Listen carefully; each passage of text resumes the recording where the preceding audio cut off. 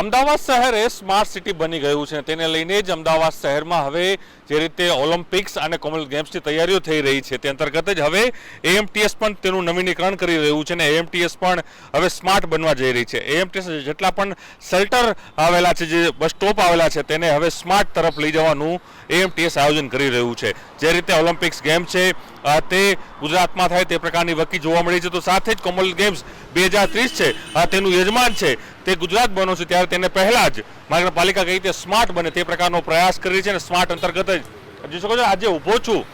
આ કોઈ કેબિન નથી, પરંતુ આ એએમટીએસનું એક સ્માર્ટ શેલ્ટર જોવા મળી રહ્યું છે. એક આધુનિક આ બનાવવામાં આવ્યું છે એલઈડી ટીવી, સીસીટીવી ડિસ્પ્લે સાથે, અને સાથે જ શાંતિથી કોઈ પણ વ્યક્તિ ઊભો રહી શકે, ગરમીના સમયમાં પણ આરામથી તે ઊભો રહી શકે, વરસાદના સમયમાં પણ તેને વરસાદ ન નડે તે પ્રકારની આખી વ્યવસ્થા જોડે છે એએમટીના ચેરમેન ધમસિંહભાઈ દેસાઈ.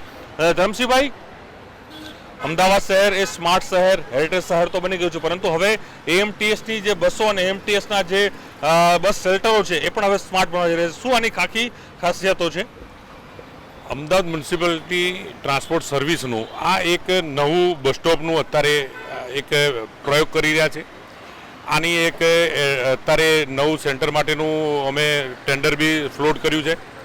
આના આજે અત્યારે આપણે જોઈ રહ્યા છીએ એવા 100 બસ સ્ટોપ બનવાના. આ બસ સ્ટોપની અંદર સીસી કેમેરા, બેસવાની સારી સુવિધા, વાઈફાઈ સાથેનું આ બસ સ્ટોપ છે. આના અંદર અમદાવાદ નગરજનો સારામાં સારી સુવિધા લઈ અને અમદાવાદ એમટીએસની સફર કરી શકે એના માટેના સંપૂર્ણ પ્રયત્ન કરવામાં આવ્યો છે. જનરલી આ પ્રકારના આપણે શેલ્ટર જોઈએ તો કદાચ વિદેશોમાં, સિંગાપુર કે બીજા અન્ય કન્ટ્રીમાં, દુબઈમાં જોવા મળે, પણ દુબઈ જેવી આખી એક ફોર્મેટ સિસ્ટમ છે, વિદેશ જેવી સિસ્ટમ, એ શેલ્ટર અહીંયા ઊભા કરવામાં આવી રહ્યા છે એમટીએસ તરફથી. જોયું છે એલઈડી ટીવી લગાડ્યા છે, એક મેન્યુઅલ બને છે કે કઈ રીતે કયા બસ આવશે, સીસીટીવી છે, ક્યાં બસ ઊભી રહેશે, એની વ્યવસ્થા આખી કઈ રીતે રહેશે. ઉપર કેન્દ્ર સરકાર અને રાજ્ય સરકાર તરફથી હવે એમટીએસ બસોના અંદર બી એટલે ટ્રાન્સપોર્ટના અંદર બધી જગ્યાએ ઈવી બસો હવેથી આપવી એવું નક્કી કર્યું છે. જ્યારે સરકાર આપણને આટલું ઈવી બસો અને આટલી સારી સુવિધા, સારી એસીવાળી બસ બધા પેસેન્જરોને સુવિધા આપતી હોય તો એની જોડે જોડે એ પેસેન્જરોને બેસવા માટેની સારી સુવિધા મળે એ પ્રમાણેના આ બસ સ્ટોપ બનાવ્યા છે, અને જેથી નગરજનોને ત્યાં બેસી શકે, સારી રીતે તડકામાં બી બહુ તડકો ના લાગે, ઠંડીમાં બહુ ઠંડી ના લાગે, વરસાદમાં બી તકલીફ ના પડે એ પ્રમાણેની ડિઝાઇન કરી છે. અને હવે આના અંદર વાઈફાઈ સાથેના કનેક્ટ, એટલે બસ કેટલા વાગે આવશે, કયા સમય આવશે, એ સાથેની સંપૂર્ણ બધી માહિતી મળી રહે એ પ્રમાણેના પ્રયત્નો કરીએ છીએ. ભવિષ્યમાં કેટલા આયોજન છે આ પ્રકારના શેલ્ટર ઊભા કરવાના, સ્માર્ટ શેલ્ટરો?